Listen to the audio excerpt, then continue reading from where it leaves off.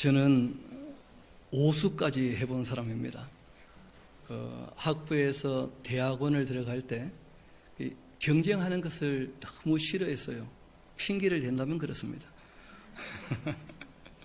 누구와 다투고 경쟁해서 내가 남들보다 더 나서야지만 뭘 얻게 된다는 것 참 견디기 어려운 일이어서 공부를 그래서 안 했죠. 실제로는 재수하고 삼수하고 사수하고 오수를 넘어가면 그때부터는 장수라 그럽니다. 장수. 근데 문제는 장수생의 딜레마가 있다는 거예요. 장수생은 선생님이 가르치는 걸 다 알아요. 근데 문제는 시험 칠 때 답이 안 나온다는 거예요. 그 이유가 있습니다. 안다고 생각하는데 아는 게 아닌 것이죠. 그리고 우리가 실천하지 못하는 것은 알고 있는 것이 아닙니다. 누구에게 전하고 가르치지 못하고 있다면 내가 알고 있는 것이 아니라는 거예요. 들은 것은 많을 수 있습니다. 들을 때는 또 들었던 얘기니까 안다고 착각을 해요. 그런데 그게 그렇지가 않다는 것이죠. 오늘 예수님 말씀하실 때 우리가 두 종류의 사람을 보게 되어집니다. 예수님께서 첫 번째 유월절을 맞이하시고 예루살렘에 올라가셨을 때 그 성전에서 장사하는 사람들을 다 내쫓으시고 난 다음에 예수님께서 이 성전을 무너뜨릴 것이다. 실제로는 본인을 얘기하신 것이거든요. 죽은 지 사흘 만에 부활하실 것을. 그런데 이제 유대인들은 무슨 말인지 도무지 알아듣지 못하죠. 문제는 그때는 제자들도 전혀 알아듣지 못했다는 거예요. 중요한 것은 예수님께서 죽으시고 부활하신 다음에 알아듣게 된 사람이 있는 반면에 여전히 그 모든 내용은 다 알고 있었지만 실제로는 알아듣지 못한 사람들이 많았다는 거예요. 그래서 오늘 성경 본문은 우리에게 이렇게 말씀하십니다. 우리 다시 한번 19절 가봅시다. 예수께서 대답하여 이르시되 너희가 이 성전을 헐라 내가 사흘 동안에 어떻게 할 거라고요? 일으킬 것이다. 그 유대인들 나오죠. 그 유대인들이 말하죠. 이 성전은 46년 동안 지어졌는데 너가 3일 동안에 일으키겠냐. 그러나 예수님은 성전된 자기 육체를 가리켜 말씀하신 것이었다. 중요한 것은 이 말씀하실 때 아무도 알아듣지 못했다는 거예요. 그러니까 알아듣는 것도 뭐가 있습니까? 때가 있는 거예요. 때가. 우리가 구원의 과정을 쭉 얘기할 때 소명이라는 이 과정이 나옵니다. 하나님께서 예정하시고 그리고 소명 불러주신다. 근데 거기에 교리적으로 한 가지가 붙어 있습니다. 효과적인 부르심. 하나님께서 가장 적당한 때에 그 사람을 불러주신다는 거예요. 우리가 보기에는 조급할 수 있죠. 지금 이렇게 딱 되면 좋겠는데 그런 마음이 있지만 실제로 하나님께 우리가 의탁할 수 있는 이유는 하나님께서 때가 되시면 불러주시는 것이 있다. 이런 게 있다는 거예요. 그래서 효과적인 부르심, 때가 되어야 한다. 그런 것이죠. 그래서 예수님도 제자들을 가르치실 때 참 마음이 답답하셨을 거예요.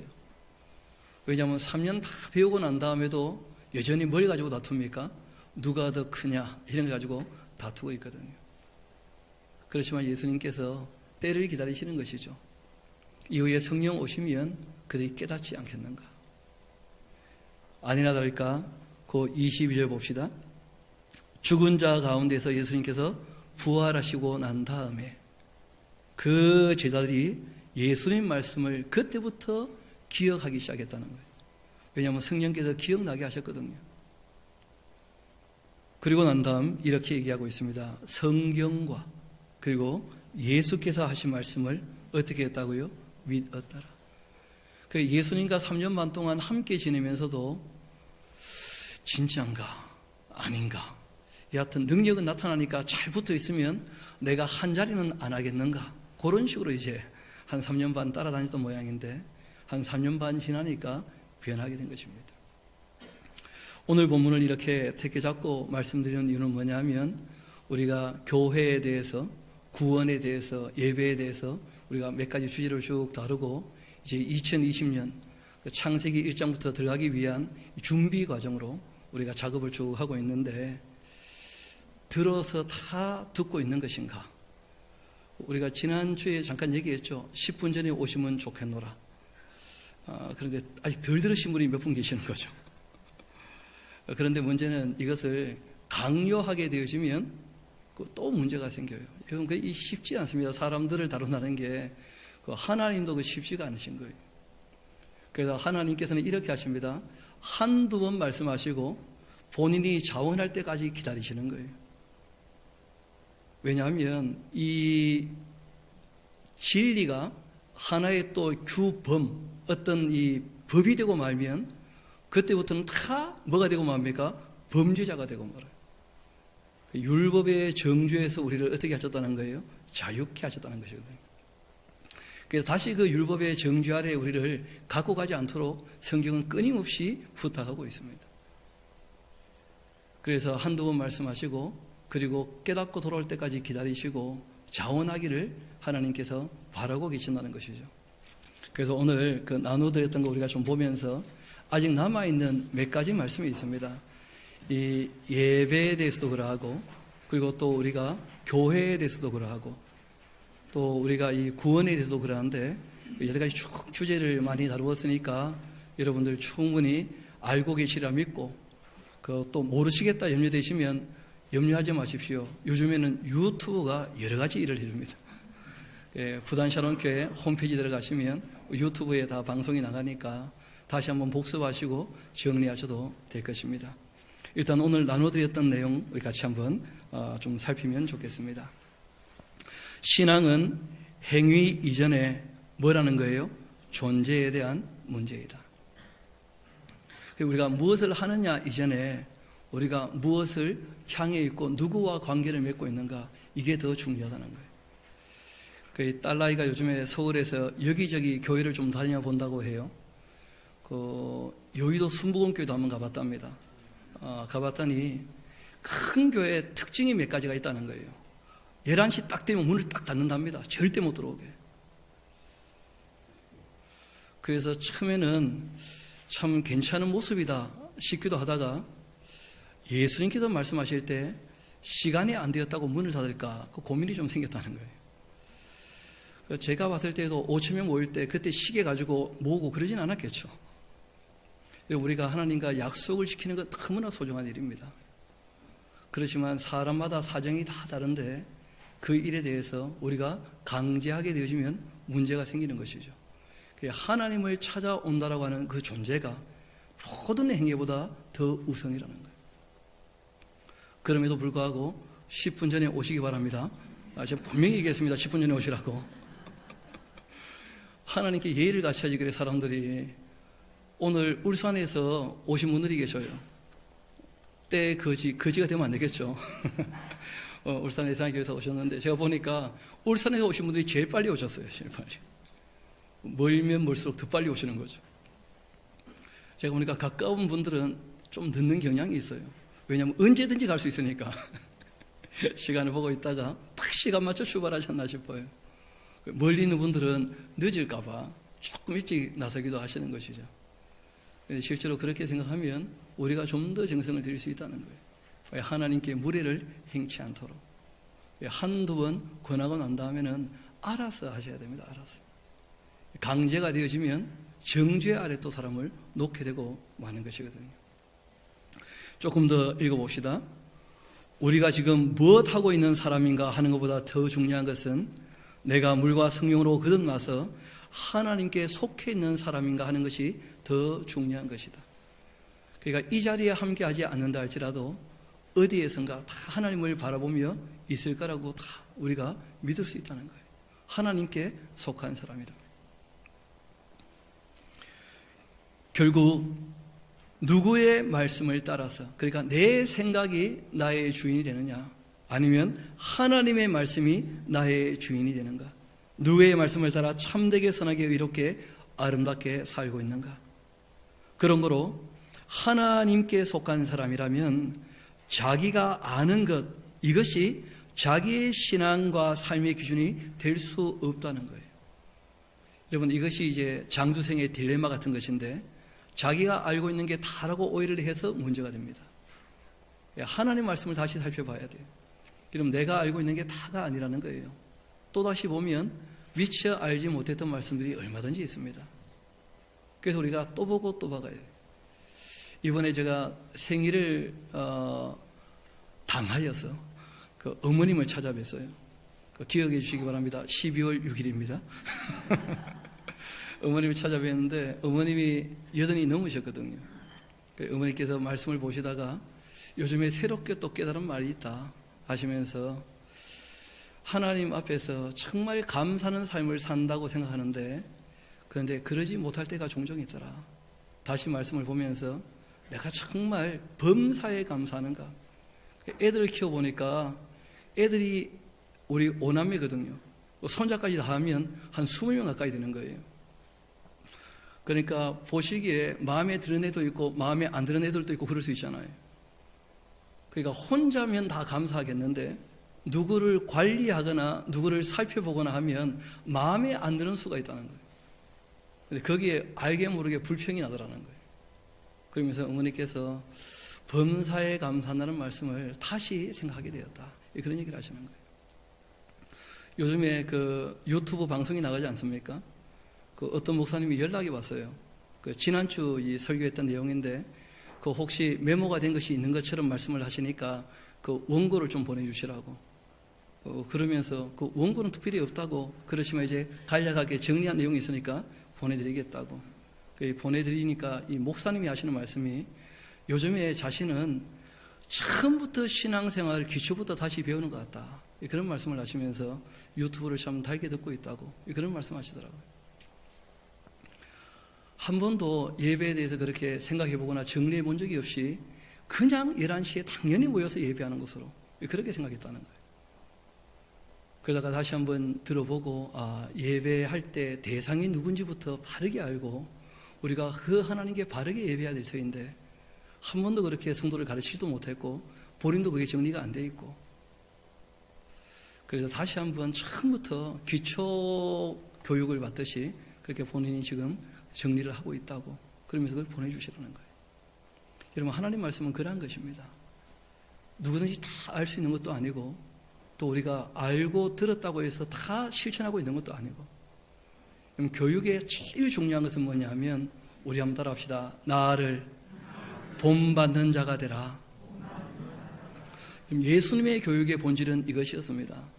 내가 너희를 사랑한 것처럼 너희도 나를 어떻게 하라고요? 사랑하라. 바울의 교육의 본질도 여기 있었습니다. 내가 그리스도를 본받은 자가 된 것처럼 당신도 나를 어떻게 하라는 거예요? 본받으시오. 그렇게 한 거예요. 제가 좀 전에 보니까 우리 학생들이 물컵을 들고 왔다 갔다 하는 걸 보면서 알게 되었어요. 언제부턴가 예배할 때 이 텀블러에다가 또는 이 밖에서 산 이 커피를 갖고 와서 예배 중에 놓고 드시는 분들 좀 계시더라고. 뭐라고 하려고 하다가 다 컸으니까 알아서 하겠지 하고 좀 있었거든요. 그랬더니 아이들이 보고 배운 거예요. 들고 다녀도 되는구나. 예배할 때 들고 다니면서 그걸 보면서 다 보고 배우는구나. 중학생들이 그렇게 하면 이제 막 자라는 초등학생들은 또 그걸 보고 배우겠죠. 초등학생들도 그렇게 하면 지금 기어다니는 애들이 다 보고 있거든요. 그걸 다 보고 배우는 거예요. 실제로는 본받는 사람이 되는 것이거든요. 여러분 어쩔 수 없이 앞서간 사람을 뒤따라오는 사람들은 본받을 수밖에 없습니다. 왜냐하면 모르기 때문이죠. 그래서 우리가 자세를 바르게 한다는 것 굉장히 중요합니다. 신앙생활을 오래 하면 오래 할수록 장수생의 딜레마에 빠지지 않도록 예배할 때 앞자리부터 챙기 않도록 제가 수도 없이 들었거든요. 옥수수 알맹이 빠지지 않은 것처럼 차곡차곡 챙겨 앉으면 참 좋겠다. 그런 얘기를 우리가 늘 하고 또 다 알고 있는데 그런데 그것을 실천하는가 그렇지 않은가 하는 것은 다 본인의 몫이죠. 울산에 오신 분들은 앞자리에 오시기에 조금 부끄러웠던 모양이죠. 그렇죠? 그런 것이죠. 그래서 오늘 우리가 조금 더 읽어보고자 하는 것이 있는데 우리 한번 봅시다. 그래서 내가 알고 있는 것이 다가 아니고 늘 말씀에 나를 비추어서 내가 정말 하나님을 닮아 있는가, 하나님을 닮으려고 애를 쓰는가, 우리가 예수님 하신 대로 하려고 애를 쓰는가, 예수님 하신 대로 하고 있는가, 그걸 꼭 봐야 됩니다. 당연히 기록된 하나님 말씀이 모든 것의 기준이 되어야 합니다. 부분적으로 들었던 것, 이것이 결코 전체가 될 수가 없습니다. 신앙의 기본은 무엇이라고요? 성실함이에요. 그래서 우리가 공예배에 대해서 신앙이 가장 기본이죠. 공예배에 일단 성실한 것이 신앙의 성실의 기초처럼 우리가 늘 얘기를 합니다. 그러한 면에서 우리는 늘 어떻다는 겁니까? 부족하다는 거예요. 제가 이 부산에 와서 한 7년 지내면서 큰 실수 몇 번 했는데 이번 토요일에도 큰 실수를 한 번 했어요. 새벽에 일어나 보니까 시간이 6시가 넘었더라고. 5시 반에 새벽 기도했는데 그냥 집사람한테 부탁했어요. 여보, 내가 지금 못 일어날 테니까 좀 카톡 좀 보내주시면 좋겠다고. 그리고 눈 감았는데 일어나니까 9시더라고요. 몸이 좀 고나니까 그런 일이 있긴 했었는데 참 너무 민망하고 죄송하더라고요. 꽤 나름대로 성실하게 산다고 애를 쓴다고 생각해 보는데 그렇지 않더라고요. 아시는 것처럼 작년 여름에는 더 큰 실수를 했거든요. 금요일날 저녁 강좌에 대해서 약속을 했었어요. 8시부터 이제 함께 모여가지고 10시까지 강좌를 하거든요. 근데 6시 되니까 너무 피곤하더라고. 잠깐 눈 붙이고 7시에 출발하면 되겠지 하고 눈 붙이고 딱 뗐는데 보니까 9시 반이 넘은 거예요. 전화하고 카톡이 이만큼 와 있더라고. 아마 제가 여기 와서 제일 큰 실수 중에 하나가 아니겠는가 싶기도 해요. 약속한 강좌, 다행히 이제 다행은 아니죠, 그렇죠? 내가 잘못해놓고 뭐가 또 다행이겠습니까? 다행한 것은 그래도 매주 가는 한 3, 4년째 쭉 갔던 그 강좌였었기 때문에 매주 금요일마다 모이는 강좌여서 그래서 좀 양해를 해주셔서 참 고마웠는데 사람이 성실하다고 하지만 그렇지 않더라는 거예요. 실제로 많이 부족하죠. 누구나 다. 그러한 면에서 우리는 늘 부족한 사람들입니다. 기록된 말씀을 자신이 온전히 알기 위해서 늘 주의하며 실천하며 애써야 합니다. 하나님 말씀을 들었다면 주님의 장성한 분량에 이르도록 힘써야 그게 제대로 알아들은 것입니다. 그러므로 기록된 진리의 그 일부분을 정리한 이 교리, 이것이 신앙에 있어서 전부일 수가 없습니다. 이 얘기를 굳이 하는 이유는 다음 주부터는 교리를 조금 다루게 될 것입니다. 이 교리는 신앙에 있어서 도움이 될 만한 이 뼈대는 되지만 진리 전체는 결코 아니라는 거예요. 그래서 혹시 또 교리 때문에 교리만 가지고 또 다를 것처럼 오해하실까 봐. 왜냐하면 종종 그런 얘기들을 하시거든요. 중요한 것만 좀 다뤄주시면 좋겠다. 이런 다 중요합니다. 한 절도 중요하지 않은 부분이 없습니다. 다 중요한 거예요. 우리가 알게 모르게 이 교리를 중요하다고 해서 중요한 이 이치만 모은 게 교리거든요. 교리의 준말이 이 중요한 이치의 준말이 교리예요. 교리. 근데 문제는 교리밖에 진리가 얼마든지 되어 있는 거예요. 지금 우리가 이 어떤 주의에 빠지게 된 것은 교리 때문에 그렇거든요. 복음이란 말은 너무 중요하지만 복음 주의에 빠지게 되어지니까 복음에 관계된 교리 이외에는 별로 중요하지 않다고 생각하는 거예요. 그래서 교회의 타락이 시작되는 것이죠. 그래서 부분적으로 전체를 결코 얘기할 수 없는 것이기 때문에 전체를 반드시 다 배워야 됩니다. 또 한번 봅시다. 교리밖에 진리가 더 있는 이유는 교리가 성경 전부의 내용을 다 담을 수 없기 때문입니다. 당연한 거 아니겠습니까? 다음 주에 우리가 기본 교리를 다루게 될 것이고, 그래서 오늘 우리가 여기에 대해서 간략하게 좀 정리하는 그 시간을 가지려고 합니다. 교회와 구원과 예배에 대해서. 우리가 교회에 대해서 성경에 나오는 여러 교회를 다 탐방해 봤는데 실제로 교회의 그 핵심되는 이야기는 디모데 전서에 바울이 기록해 뒀어요. 성령께서 기록하게 하신 것이죠. 교회는 결국 뭐 하는 곳인가? 어떤 곳이어야 하는가? 우리 디모데전서 3장 그 메모를 해놨으니까 같이 한번 읽어봅시다. 시작. 내가 속히 내게 가기를 바라나 이것을 내게 쓰는 것은 만일 내가 지체하면 너로 하여금 하나님의 집에서 어떻게 행하여야 할지를 알게 하려 함이니 이 집은 살아계신 하나님의 교회요 진리의 기둥과 터다. 크도다 경건의 비밀이여 그렇지 않다는 이 없도다. 그는 육신으로 나타나신 바 되시고 영으로 의롭다 하심을 받으시고 천사들에게 보이시고 만국에서 전파되시고 세상에서 믿음 받으시고 영광 가운데에서 올려지셨느니라. 아멘. 부활하시고 승천하신 예수님께서 알려주신 뭐가 있다는 거예요? 진리. 주님의 몸된 교회는 그 진리의 기둥과 터가 되어야 한다. 이 땅에서 하나님에 대하여 알려주려면 진리의 기둥과 터가 되어야 한다. 이 세상 사람들이 하나님을 보게 하려면 너희들이 진리를 따라 살아야만 한다. 그것이 교회의 원래 본질이라는 거예요. 이 교회는 다른 것이 아닙니다. 진리의 기둥과 터가 되어야 합니다. 교회에서는 늘 진리가 흐르고 진리를 따르는 삶이 나타나야 하는 것이죠. 그것을 위해서 우리가 함께 모이는 것이고 끊임없이 말씀을 배우는 것이고 그리고 우리가 하나님께 나와서 예를 갖추고 하나님께 그 일을 할 수 있게 도와주시라 기도하는 것이고 그 일이 이루어질 때마다 감사하며 찬양하는 것이죠. 조금 더 내려가서 한번 봅시다. 디모데전서 4장에 있는 말씀이죠. 내가 이 진리의 말씀으로 형제를 어떻게 하면요 깨우치게 되면 그리스도 예수의 좋은 일꾼이 되는 것이다. 우리 한번 따라합시다. 좋은 일꾼이 됩시다.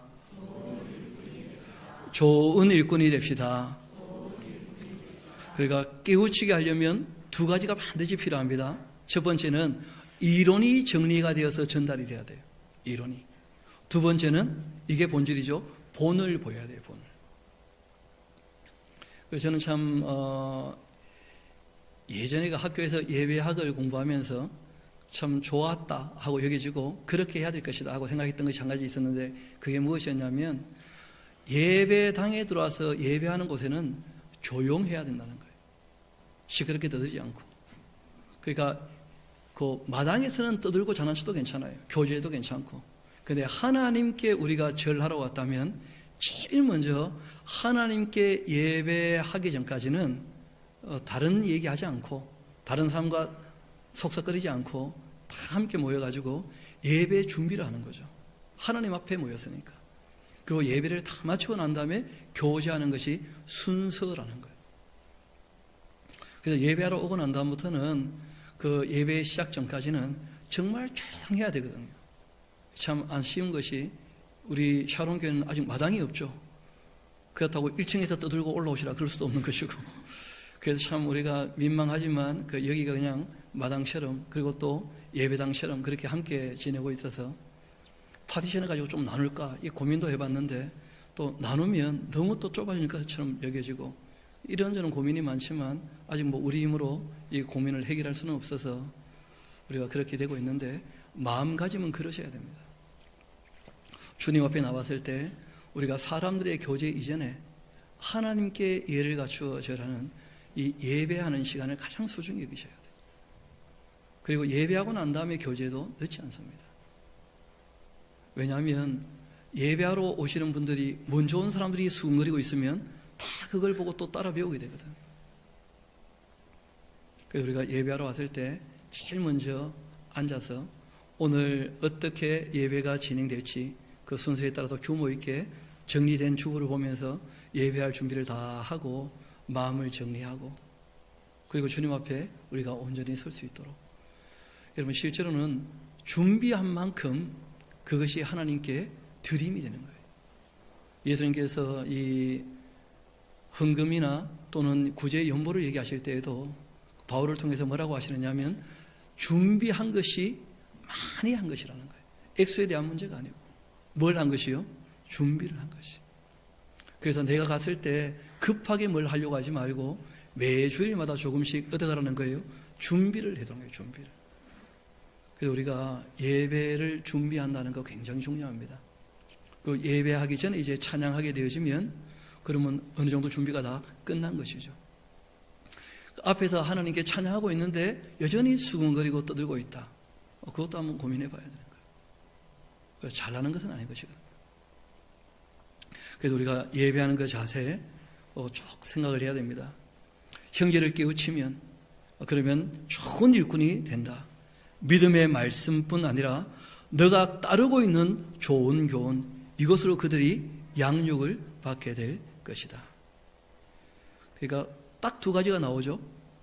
너가 전하고 있는 그 믿음의 말씀과 또 너가 따르고 있는 이 좋은 교훈에 대한 이 본, 이것으로 너가 가르치는 사람들이 다 본을 받게 될 것이다.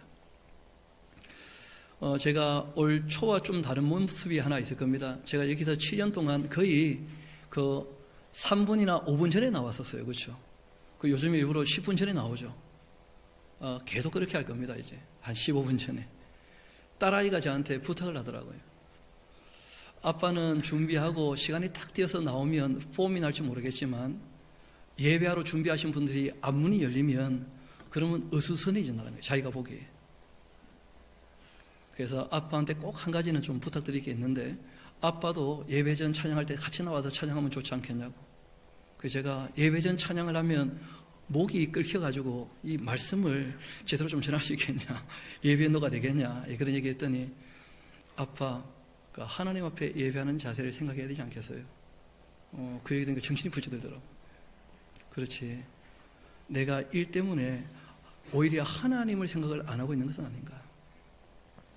내가 맡은 일 때문에 우리가 다 하나님께 예배할 수 있도록, 그것이 정말 소중하지 않겠는가.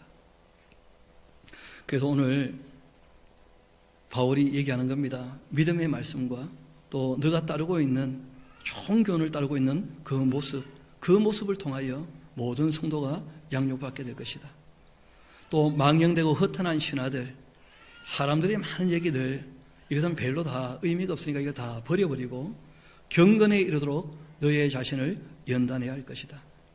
육체의 연단은 약간의 유익이 있지만 그러나 경건은 범사에 유익하니 금생과 내생에 약속이 있다. 미보다 이 말이여 모든 사람이 받을만 하도다. 이를 위하여 우리가 수고하고 힘쓰는 것, 우리의 소망을 살아계신 하나님께 두는 것이니 그 모든 사람, 특히 믿는 자들의 구주가 되신다. 그래서 너는 이것들을 명하면서 어떻게 하라는 거예요? 가르쳐야 되는데, 누구든지 너의 연수함 없이 여기지 못하게 하고 오직 말과 행실과 사랑과 믿음과 정절에 있어서 믿는 자들에게 뭐가 되라고요? 본이 되어야 한다. 우리 13절은 같이 한번 읽어볼까요? 시작. 내가 이를 때까지 읽는 것과 권하는 것과 가르치는 것에 전념하라. 그래서 진리의 기둥과 태가 되는 이 교회에서는 하나님의 말씀을 어떻게 하는 거예요? 읽어주는 것, 그리고 권하는 것, 가르치는 것, 여기에 뭐 하라는 거예요? 전념하라는 거예요. 샤론교회는 이 세 가지에 좀 더 힘쓰고 애쓸 수 있게 되기를 소망합니다. 그걸 위해 우리가 이 부산에 이 교회가 세워진 것이거든요. 여러분, 다른 많은 프로그램들은 우리 샤론교회 아니라도 너무 잘하는 교회들이 많습니다. 그런데 그럼에도 불구하고 이 부산에 샤론교회가 세워진 이유가 있다는 거예요. 당연히 교회가 해야 될 것들을 안 하고 있었기 때문에 우리가 그 일을 통하여서 적어도 지역교회, 우리가 하고 있는 성경이 부탁한 좋은 본을 보이며 그들에게 이 파급 효과가 좀 있으면 좋지 않겠는가. 그렇게 해서 세워진 교회로 저는 알고 또 그렇게 믿고 있습니다. 그래서 우리에게 주어진 사명이 있다는 거예요. 사명이. 그리고 구원에 대한 말씀도 잠깐 드려야 될 것입니다. 여러분, 그 예레미야 34장의 내용인데 우리 같이 한번 예레미야서 같이 가봅시다. 우리 몇 절이라도 좀 짚어보도록 합시다.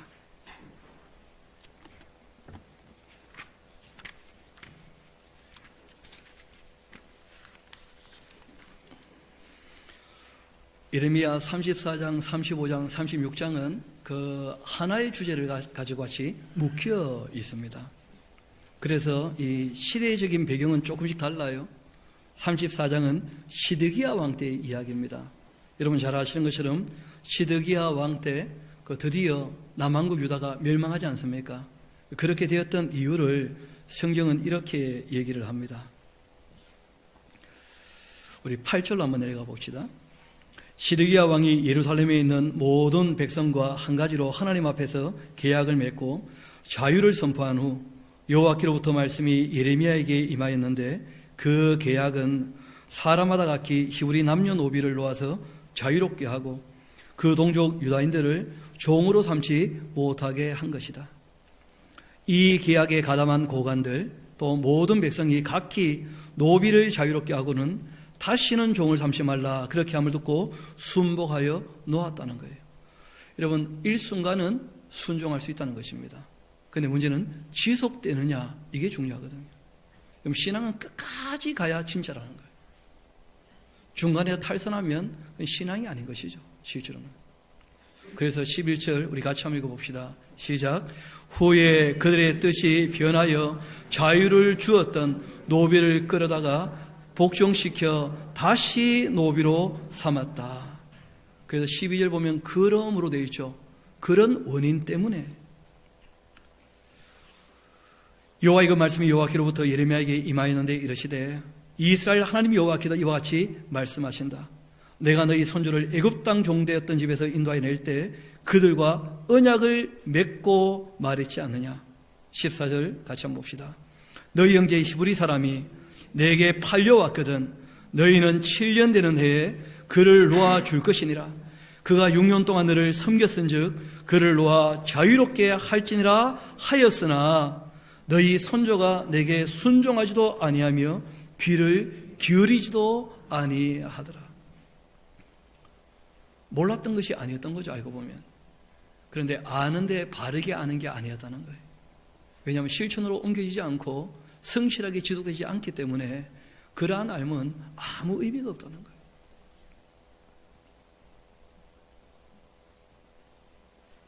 그러나 너희는 16절 이제 돌이켜 내 눈앞에서 바른 일을 행하여 각기 이웃에게 자유를 선포하되 내 이름으로 일컬음을 받는 집에서 내 앞에서 계약을 맺었었는데, 하나님 앞에서 약속했다는 거예요. 그런데 너희가 돌이켜 내 이름을 더럽히고 각기 놓아 그들의 그 마음대로 자유롭게 하였던 노비를 끌어다가 다시 너희에게 복종시켜 너희 노비로 삼았구나. 그러므로 여호와께서 이와 같이 말씀하신다. 너희가 나에게 순종하지 않고 각기 형제와 이웃에게 자유를 선포한 것을 실행하지 아니했은즉 내가 너희를 대적할 것이다. 참 겁나는 얘기죠. 여러분, 실제로 구약에 나오는 이 내용은 짐승의 피로 맺은 약속 때문에 이렇게 된 것이거든요. 그런데 우리가 세례서약을 할 때에는 성부와 성자와 성령의 이름으로, 특별히 그 세례식에는 누구의 피가 흘렀느냐면 예수님의 피가 흐른 줄로 믿습니다. 그렇게 피로 맺은 언약이라는 거예요. 그런 언약을 가볍게 여기지 말라 하고 성경이 우리에게 경고하시고 권고하십니다. 오늘 혹시 시간이 좀 되시면 히브리서 10장 내용을 조금 읽어보시면 좋겠어요. 거기에 그 약속의 엄중함에 대해서 한 말씀 하고 계시거든요. 우리가 하나님과 맺은 약속을 너무 가볍게 생각하지 않는가. 목회자로서 성도님들께 그 얘기를 전하지 않을 수 없어서 다시 한번 말씀을 여쭙니다. 하나님과 맺은 약속을 소중히 여기자. 문제는 이 약속을 어겼던 그 시드기야의 마지막은 우리가 잘 아는 것입니다. 반면 35장 같이 가면 거기에는 생명의 소중함을 알고 자기 조상들의 그 부탁을 정말 그 인격적으로 약속한 듯 그렇게 지켜가는 이 여호나답의 유언을 지키는 레갑의 후손들이 있었다는 거예요. 여러분 잘 아시는 것처럼 그 여호나답이라는 사람은 예후가 이 오므리 왕조를 무너뜨리고 왕이 되었을 때 함께 도왔던 이방인이었거든요. 그런데 문제는 이방인으로서 너무 잘 살게 되니까 시기를 받고 질투를 받게 되는 거예요. 그래서 이분이 자기 후손들에게 얘기했어요. 생명이 가장 소중하니까 출세도 하지 말라고. 단지 생명을 유지하기 위해서 포도주 먹지 말고 집을 짓지 말고 그리고 논밭을 일구어서 땅을 개간하지 말라고. 왜냐하면 남들에게 얻어먹고 사는 주제에 너희가 잘 살게 되면 시기와 미움과 질투를 받으니까 그 모든 것보다 중요한 게 뭐라는 거예요? 생명 자체. 여러분, 존재보다 소중한 것은 없습니다. 그런데 요즘 아이들은 좀 달라진 것 같아요. 교육이 안 되어지니까 돈이 없으면 차라리 죽는 게 낫다는 거예요. 사치하지 못하면 차라리 안 태어나면 좋겠다는 거예요. 애들이 부모님께 그런 얘기 한다면서요. 왜 나는 흙수저로 태어나게 했는가? 뭐 그러면서 오히려 따진다는 거예요. 생명의 소중한 생명의 가치를 다 잃어버린 거예요. 가치관이 너무나 많이 흔들리고 있다는 거예요. 생명보다 더 소중한 것은 없습니다. 여러분, 그래서 우리 10절로 한번 내려가 봅시다. 장막에 살면서 우리 손주 요나답이 우리에게 명령한 대로 다 어떻게 하고 있다는 거예요? 지켜 행하고 있다. 이 사람들은 놀랍게 지금까지도 집을 짓지도 않고 땅을 개간해서 일구지도 않고 술을 마시지도 않고 염소 몇 마리 몰고 다니면서 그 젖자 먹고 살면서도 생명이 유지되고 가족이 함께 있다는 것이 가장 큰 가치라고 여긴다는 거예요. 그보다 더 소중한 것은 없으니까. 놀라운 것은 이들에게 하셨던 하나님 말씀입니다. 우리 한번 18절 같이 가봅시다. 예레미야가 레갑 사람의 가문에게 이르되 만군의 여호와 이스라엘 하나님께서 이와 같이 말씀하시기를 너희가 선조 요나답의 그 명령을 순종하여 그 모든 규율을 지키며 그가 너희에게 명령한 것을 행하였도다. 우리 19절 같이 한번 읽어볼까요? 시작. 그러므로 만군의 여호와 이스라엘의 하나님께서 이와 같이 말씀하신다. 레갑의 아들 요나답에게서 내 앞에 설 사람이 영원히 끊어지지 아니하리라 하시니라. 아멘. 여러분, 영원히 끊어지지 않는다는 말은 무슨 말씀이죠? 하나님 앞에 설 거라는 거예요. 구원받을 거라고. 대구에서 4박 5일 성경 강좌를 한번 진행해 본 적이 있는데, 문제는 이제 그 교회에 있는 젊은 부목사님이 왔다가 안 왔다가 안 왔다가 왔다가 대충 듣고 만 거예요, 그냥. 그러다가 이제 구원에 대한 얘기를 쭉 하게 되어지니까, 아니, 예수를 믿어야 구원받는 거 아닙니까? 그러시더라고요. 그리고 틀린 말은 아닌데, 그게 다겠느냐? 왜냐하면 구원은 하나님께서 은혜로 베푸시는 것인데, 그러면 예수님을 몰랐던 아브라함은 어떻게 구원받냐? 구약에는 율법으로 구원받고, 아니죠. 구약이나 신약이나 어느 시대나 하나님께서 은혜로 구원 베푸시는 줄 믿습니다. 그런데 하나님께서 누구에게 은혜를 베푸시는가? 레갑의 후손들 이야기를 통해서 약속을 어떻게 해요? 성실히 지키는 사람이라면 신뢰할 수 있다는 거예요. 원래 믿음의 이 본질은 뭐냐면 신뢰입니다. 신뢰는 성실함에서 오는 거예요.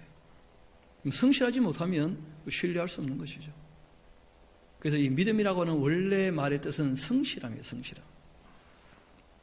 맡은 일에 성실한 것, 착하고 충성된 것, 그런 것이죠. 여러분, 히틀러에게 충성해도 충성한 거예요. 그렇죠? 그러니까 착하고 충성해야 돼요. 거짓을 믿어도 믿는 거예요. 그래서 진리를 믿어야 하는 거예요.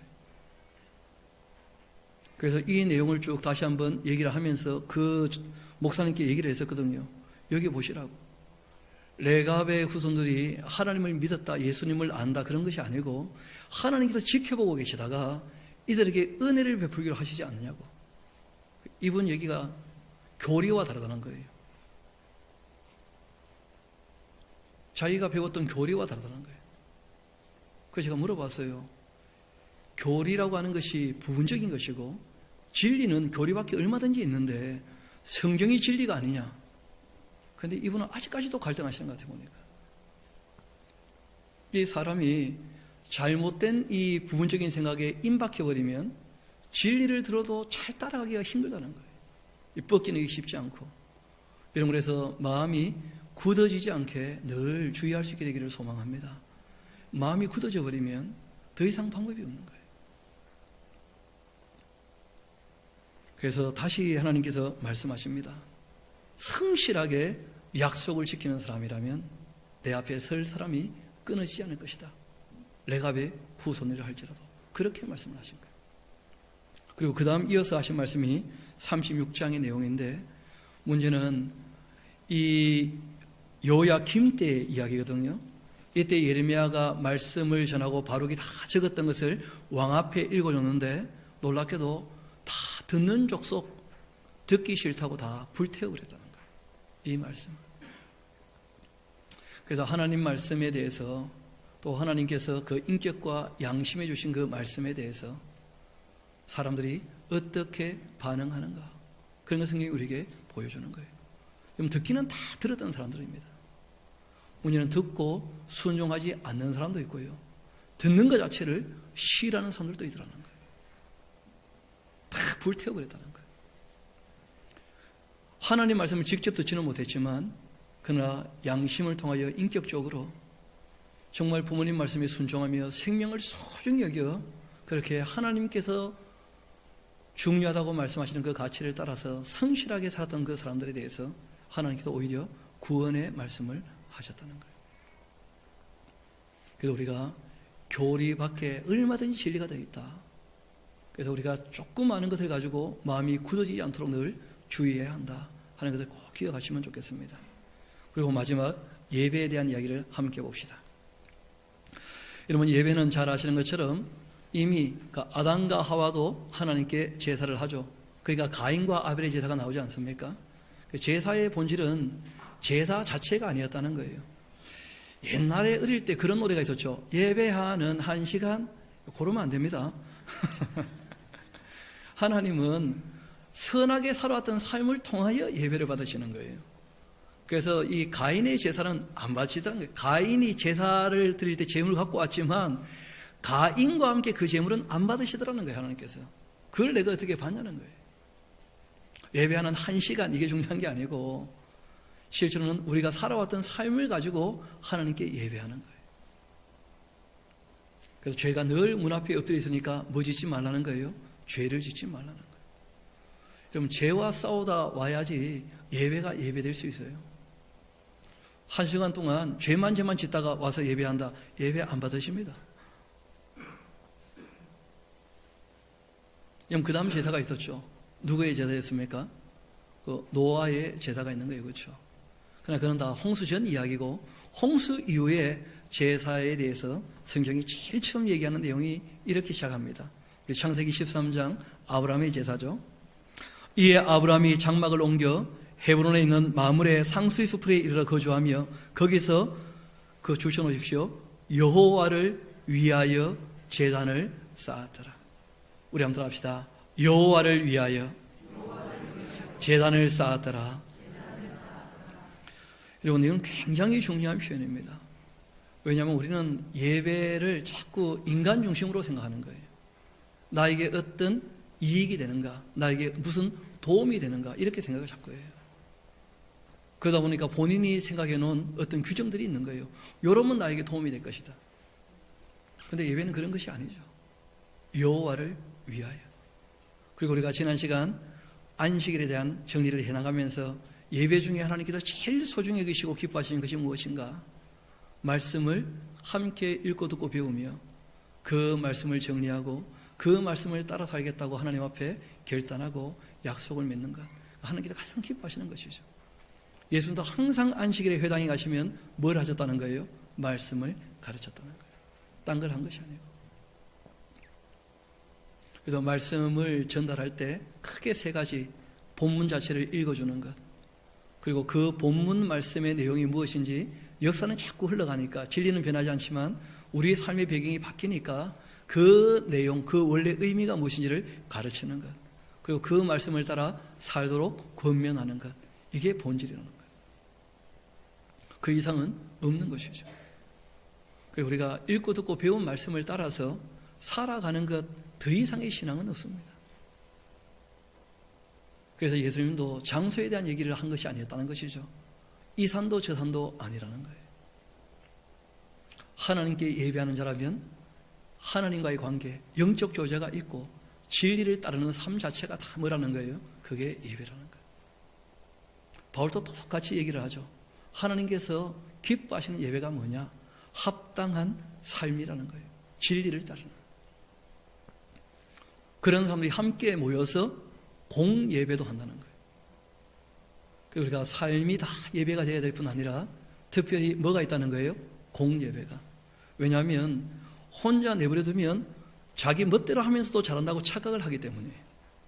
그래서 공적인 자리에다 다시 한번 말씀을 우리가 살피고 주님의 뜻을 확인하고, 그리고 정말 그 깨어있는 그 양심이 또 각성된 인격으로 함께 하나님 말씀에 우리가 아멘 하고 응답하게 되어져서 우리가 함께 그 말씀을 따라 살 때 서로 어떻게 하는 겁니까? 사랑으로 돌보며 도와주는 거예요. 그 이상은 없는 것이죠. 그래서 우리가 예배에 대해서도 다시 한번 잘 정립을 하셔야 될 것입니다. 그래서 우리가 예배의 가장 큰 본질, 주님을 위하여 살아가는 삶이다. 그리고 그 예배 중에 특별히 뭐가 있다는 거예요? 우리가 한 주간에 한 번 함께 모여서 공적인 예배를 드리고 있다. 공중 예배를.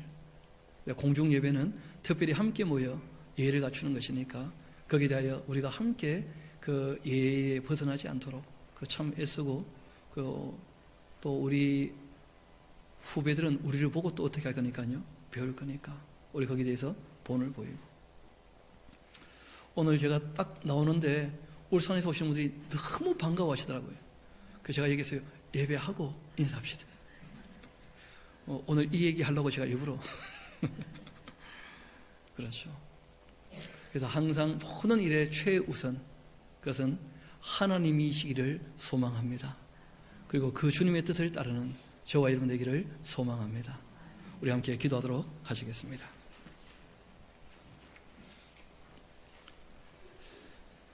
아버지 하나님, 참 감사합니다. 다시 한번 저희들 여태까지 함께 성경을 통하여 정리했던 것들을 마무리하며 우리가 주님 앞에 교회로서 어떤 모습을 가져야 될지, 또 주님께서 베푸시는 구원이 무엇인지, 또 하나님 앞에 예배하는 자세가 어떠한지 다시 한번 확증하게 되었습니다. 아버지 하나님, 우리가 이 말씀을 듣고 아는 것으로 끝나는 것이 아니라 정말 알아들은 대로 실천하는 올바른 알미에 이르기를 소망합니다. 그리고 또한 우리의 후손들에게도 우리가 이 내용들을 바르게 정립한 대로 전달할 뿐 아니라 주님께서 그러하셨던 것처럼 우리가 우리의 삶의 본을 통하여 그들에게 이 진리를 따르는 삶을 늘 가르치기를 소망하오니, 아버지 하나님, 저희들의 부족함을 아시오니 저희들을 인도하여 주시고 늘 새 힘을 허락하여 주옵소서. 모든 것을 주님께 의탁합니다. 감사드리며 우리 구주가 되시는 예수님 이름으로 기도합니다. 아멘.